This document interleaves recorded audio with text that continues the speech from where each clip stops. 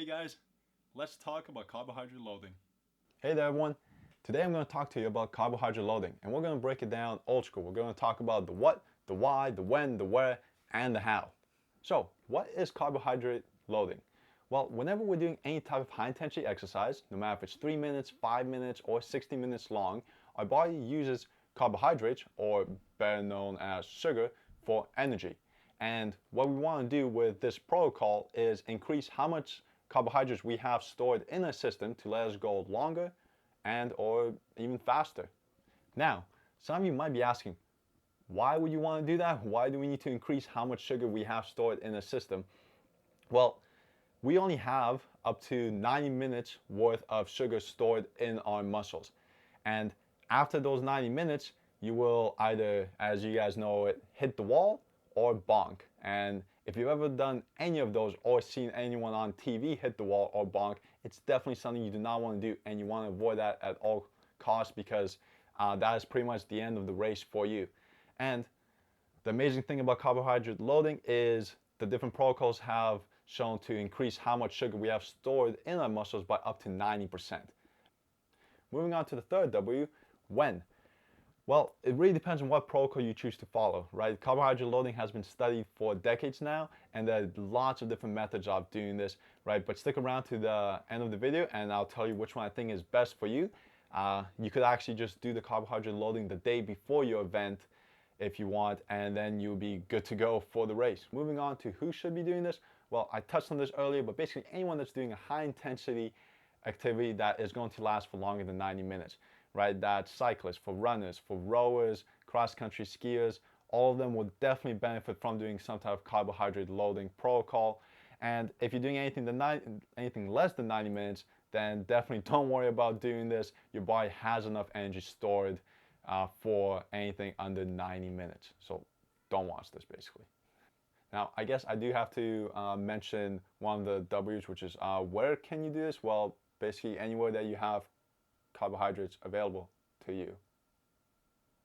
To give you a very quick background though, carbohydrate loading has actually been around for decades now, and it's been really researched since the time scientists found out that humans are actually using sugar and glucose that's stored in their body during these long duration activities.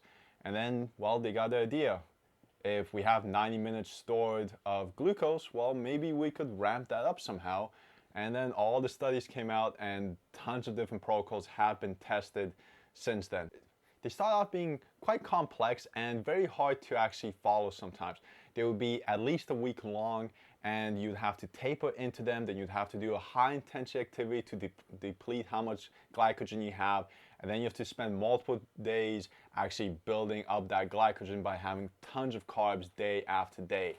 Now luckily since then there's been lots of different protocols tested, and we actually have a pretty simple one that we can follow.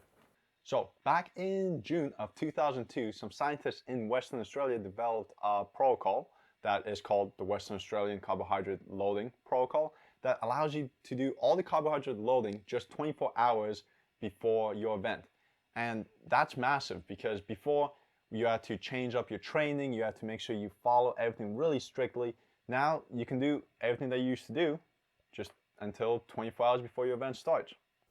Now, what the protocol consists of is you do a high intensity session, which consisted of doing a small warm up, then a few minutes of really high intensity above VO2 max, and then doing like a 50-second interval at pretty much like all out sprint. And then after that, just eating a ton of carbs for the next 24 hours. And by a ton of carbs, it was a bit over 10 grams per kilogram of body weight for the day. And that's a lot.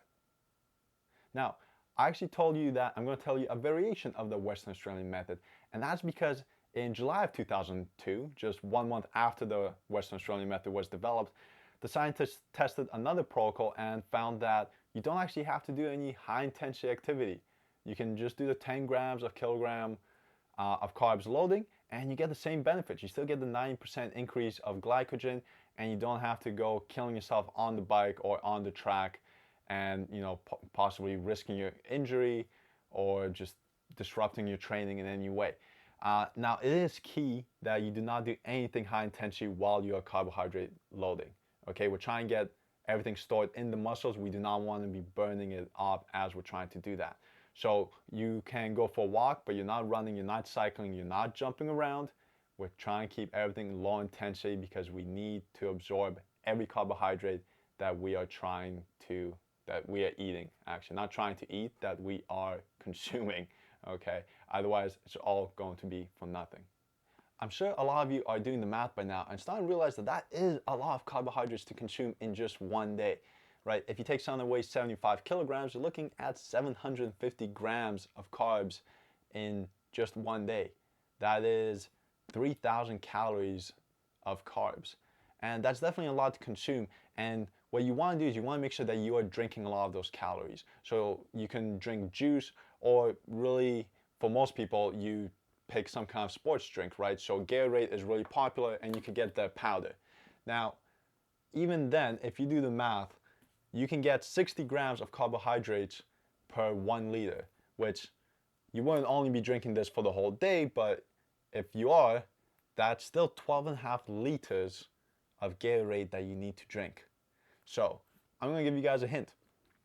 There are some specific products that are made that have a high absorption ratio of carbs to water, such as this one, whose name I forgot, but that one basically gets more carbohydrates in the same amount you drink, so you can get more and more sugar in without having to run to the bathroom every couple minutes.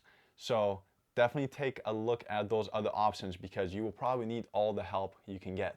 Now, let me just point out that they do mention that you want to make sure that it is high glycemic index type of foods.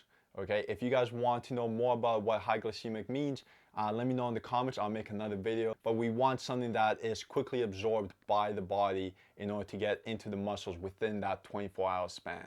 One more benefit that I wanted to mention is that once you actually complete the carbohydrate loading, the glycogen that's in your muscles will actually stay there for 3 or 5 days as long as you don't burn it. Okay, so we're not looking at doing any high intensity activity. Running is out of the question, cycling is out of the question, but we could walk around, that's fine, and that would stay in the muscles. So if you don't want to do this the day before, then that's fine. You can push it back, you know, do it on Wednesday or Thursday if your event's on Sunday, which is quite typical, and that should be fine. We will still have all the glycogen that you've worked so hard to get in those muscles there for the race day. Now, before I sign off, I do want to mention again, do not try this the day before the event, okay? Do not try this before the day of the event, okay? Practice this like you would with any nutrition strategy, right? Give it a go a couple months beforehand, or at least a couple weeks, right? Sometimes maybe the sugar you choose to eat does not work well with your system. So definitely practice this. Do not leave it until the day before. Never do anything brand new the day before the event, okay? I cannot stress that enough. It could ruin everything that you've trained for.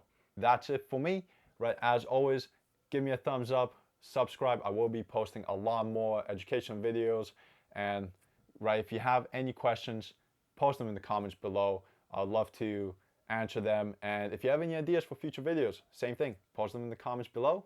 And thanks for watching. Hope this helped.